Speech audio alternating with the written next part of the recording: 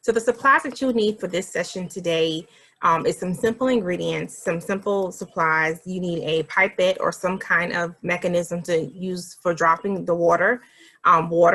We need some disposable cups, food coloring. We're going to mix some colors as well, wax paper or paper plate, anything that has somewhat of a smooth surface that you can see and allow your art to form. And then also paper towels, and we encourage you to take pictures, so your cell phone would be a great option to have. So today for our water badge, for our ambassador levels, we're going to complete steps 1 through 3. Have fun. Step 1, reflecting on your relationship with water.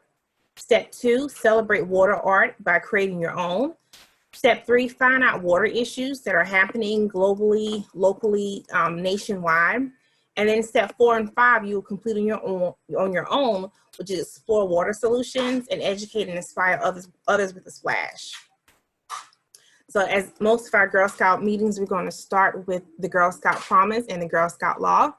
And you don't have to unmute, but you can just join with me in the Girl Scout Promise. On my honor, I will try to serve God and my country, to help people at all times, and to live by the Girl Scout Law. The Girl Scout Law. I will do my best to be honest and fair, friendly and helpful, considerate and caring, courageous and strong, and responsible for what I say and do, and to respect myself and others, respect authority, use resources wisely, make the world a better place, and to be a sister to every Girl Scout. All right, so we're going to go ahead and get started on our badge. Now, badge 1 requirements is have fun reflecting on your relationship with water. So we're going to do a quick poll. Well, first, we're going to review this, but when you think of water, for those that are on the call, what are some things that come to mind? I like to just go in the pool. I'm not a swimmer. But have you done any water activities? I think it's Sawyer, you're on the call with us today. Have you done any water activities, and what is your favorite water activity? And if you don't want to unmute yourself, you can type in the chat box. That is fine. My favorite water activity is either swimming or kayaking. Okay. And I've honestly never been kayaking before, so that's something I want to try. I also want to try jet skiing. That's one of the things I want to do soon. But water for us, I think, especially as Girl Scouts, is a great pastime. It's something that allows us to get out.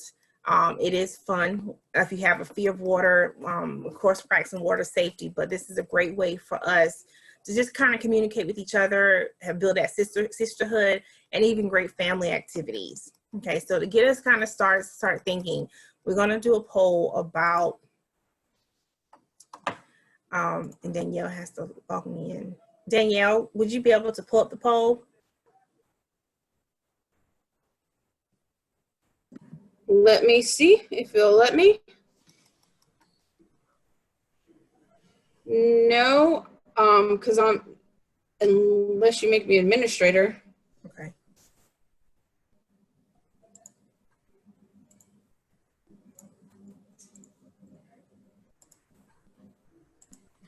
All right, let's see, because it's saying that I'm logging to another device. All right, so are you able to see it? Yes, well, I can see it on mine. No. Well, it's okay. We'll just go ahead and move on from there. And I'll try to copy and paste it and get it on there later. So we're going to move into step 2, which is celebrate water art and create your own. So I have on my second screen here the activity. And we just did I'm using just a medicine dropper. I could not find a pipette, and trying to go out in these times to do it, I was not able to. So we have just some plain water. I'm going to use that to rinse out my dropper. I have green water, we have blue, orange, this should be yellow, and then from there I also made mixed colors and Apple fritters.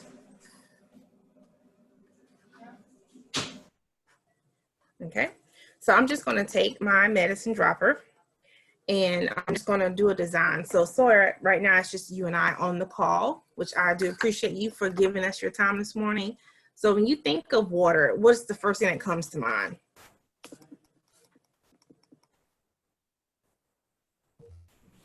The first thing that comes to my mind is my bronze award project that I did, because it was about water and storm drain stenciling, which you put stencils on storm drains to tell people not to waste water and put waste into storm drains. Okay. Well, that's amazing category that you did for your award, and I want to congratulate you on that. That is awesome. Thank you. And are you still following up with that? And okay, in your community, that's great.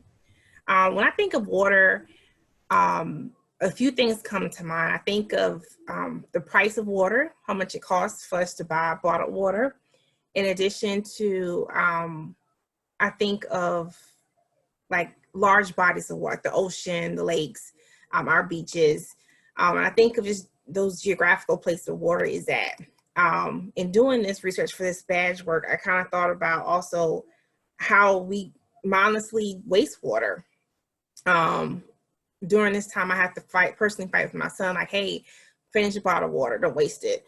And one of the poll questions this morning was, how much gallons of water do we use a day per person? How much do you think that would be? Choices are 7 gallons, 20 to 25 gallons, 60 gallons, or over 100 gallons of water. I think about 60. And knowing the answer, I thought about this morning, we do waste a lot of water. We use, as an individual, depending where we're at, what we're doing, we use over 100 gallons of water a day. So you think about when you take a shower, do you turn the shower on first before you get in? And I'll turn my shower on, let it kind of get the bathroom a little steamy. Then I hop in. That's wasting water right there. The recommendation is for us to take more baths. I'm not a bath person, so I love my showers. Think about when you get up this morning, probably got up, took a shower, brush your teeth. You're letting the water run while you're brushing your teeth. Flushing the toilet. The toilet uses about anywhere from 2 to 7 gallons of water to flush. So if you use the bathroom, let's just say already 3-4 times a day, that's almost, 40 gallons right there. Just to flush, wash, brushing your teeth, when you're cooking breakfast or a meal for yourself, rinsing your fruit off, washing dishes, that's a lot of water right there. So I can easily now see how we can use up to 100 gallons of water a day. And that's really mind blowing. And especially my family is just only a size of 3, but if you have a family of 6 or 8 or 10 in one household, that's a lot of water. Luckily where I live, I don't have to pay for water, but if you're thinking about paying for water, the impact that what it has, and having to clean that water, that's a lot. So water signifies a lot of different things in our culture. Christians, we look at water when it comes to baptism. Buddhism uses water. They, hold water very high in terms of symbols and respect and purity. So water means a lot of different things to a lot of different people. So with our water art today, I was trying to find a song that was entitled Water or based around water. It's a little difficult this morning, but making water art. So you're going to have to use your cell phone to capture your finished technique. But what you do is using your pipette or medicine dropper or sprinkler straw, you're just going to start out with one bubble. That's your bubble of water. Because I'm trying to using one, I'm going to make somewhat of a pattern. And I'm going to put the rest of that back in that cup. And after I did this and it turned out so well, I wish I would have probably used a hot glue gun to make one that I could keep. But this is a central theme of water.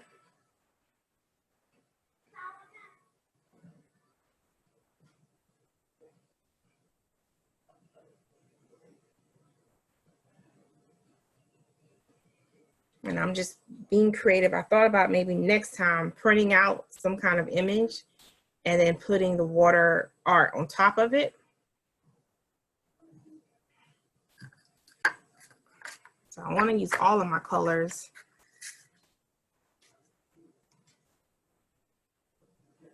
I know even as Girl Scouts, we always tell our girls when we're having meetings or different events to bring a recyclable water bottle that can be refilled when we're done.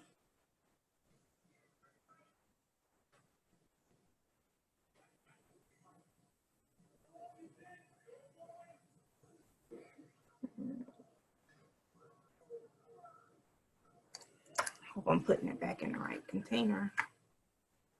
And lastly, my blue. I'm gonna make bigger dots for the blue one. And the only problem I found with this is after I am finished with it, I have to pour it back and I can't do anything with it. But if you are a photographer or you're into art, this would be a good way to do captured pictures. We have Mother's Day that's coming up soon, so this would be a nice way to take a picture and have it framed for her, or a troop leader, or a friend. Parties right now are few and far between. This is a good way to digitally even send this to someone. So this right now is my creation for my water art. And when I'm done, I would just take a picture of it, frame it, print it out. And I have one more color, so I want to add something else to it.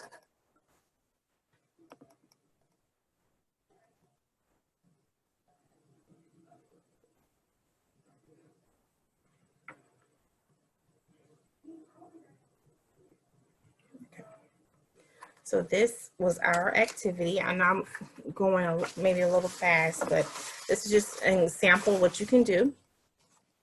And then get creative. So you can print out something or use a coloring book. If you have a younger Girl Scout brother in the household, use a coloring sheet in the bottom and just put that over top of it. And I didn't have any wax paper, so I had to use some lamination sheets. And I just have it going on top of it. So this is my water art. Okay. So we're gonna now switch gears to step 3.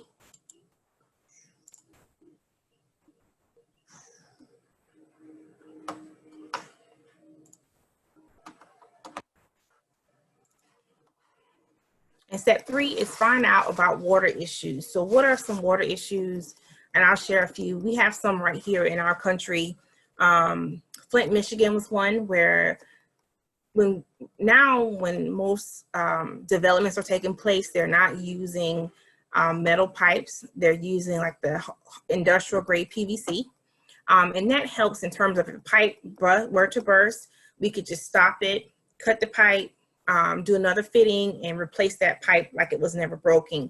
When you have a metal pipe, you have rust, you have other contaminants that can actually come off the pipe and go into our water source. Not sure if you or anyone in your family takes prescription medicines, but what's one of the ways that most people discard their pills that have been expired? They usually flush it down the toilet. Some do. Some put it in trash can.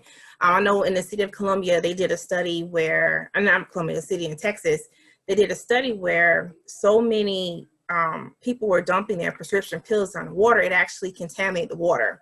So they had to, and they caught that, they used fish to actually determine how, if there's an influx of pollutants in the water. So the fish, when the fish actually perished, died, that's how they knew that something was going on. So they had this mass media marketing coming out about don't discard your pills. Go ahead and just, take them to the drugstore, return them back, or again, just throw them in trash. So that's one thing that we have to look at about water issues. We think about third world countries, we can go get water easily. It's very accessible, but third world countries, it's not. Women, children, men have to actually gather the water, walk far distance away to have it. And then at that point, it's not even clean. They use their animals. In addition, it's used for everything. Waste, their waste that flows into the water, and it's just not sanitary. If you get a chance, go on our Girl Scout gear shop. They even have water filtration systems that you can purchase, small straws, drinking containers. Thought that was really awesome of Girl Scouts to actually do that. So water issues, I encourage you to look at different articles, do some research. YouTube is a great resource for that. It's the visuals behind it that's showing you what's really going on with water. So I challenge you, next time you have a bottle of water, just think about where that water has come from, how it's been cleaned, and how much has to go into actually making that bottle of water safe enough for us to drink. Okay. And most waters have to be treated, because 100% pure water, we wouldn't be able to drink it. The minerals, the ratio balance, that's just too high. So that's how most water is treated. So now we're going to look at some other issues from water that we may not think about. From my bronze award, there was a lady that worked with us.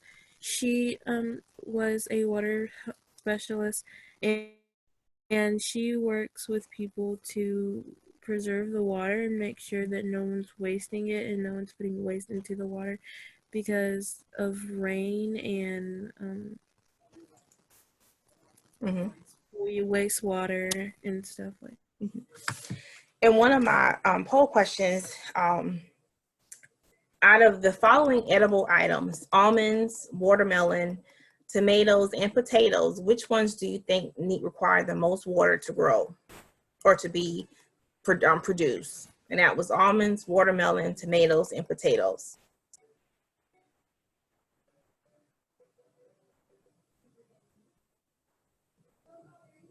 No guess. Which one do you think needs the most water to be produced? Tomatoes. Actually, tomatoes is the last. Tomatoes only needs 3 gallons of water. Almonds, which is, this blew my mind. Almonds need 12 gallons of water to be produced. And one of my favorite summertime fruits is watermelons. They need 100 gallons. And like in our call this morning with our seniors, we had a representative from Feed America, and she was just saying how much waste we use, from not eating fruit, or how it's not being sent to market to be sold. But 21% of fresh water is used to produce vegetables or food that we actually eat, the perishable ones, if they're not, been produced for shelf life. Okay. So our national solutions to water security: deforestation, clearing out so many trees. Again, it allows water to just, flow down. Irrigation, it's like the reverse of that. Irrigation runoff, again, when we do put different pesticides into our soil for harvesting food, when it rains, that does run into our natural supply of water. Soil erosion, again, that's from a consequence of farming. Just regular pollution, reduced flow, and then water treatment. Now, if you live in a larger city, you have a water treatment plant that kind of helps to curb that a little bit more. But here, it's just different things that kind of combat our natural water sources. So we need to kind of look at that. And a great example, Sawyer, was your Bronze Award project. It makes you look at water differently, doesn't it? And how we use it and try to reuse it. Okay. So our next steps to earn this water badge will be steps 4 and 5. Step 4 is to explore water solutions, explore the world of hydroelectricity, and play engineer. Research it, see how it works, and what apparatuses you have in your community that fit the description of hydroelectricity. Step 5 is to educate and inspire others with a splash. As you've done already, Sawyer, share a water issue that matters to you, to your community. And this can be done virtually now by sharing an email, finding a speech or some kind of video that's advocating for that through video, social media, through email, or just printing it out and using a regular old snail mail and sending it to someone as a way to shine light on that topic. So in this session today, we've covered steps 1, reflecting on water, our relationship with water. Step 2, we did a water art. And again, that just is to open our minds about water, have a great discussion about it.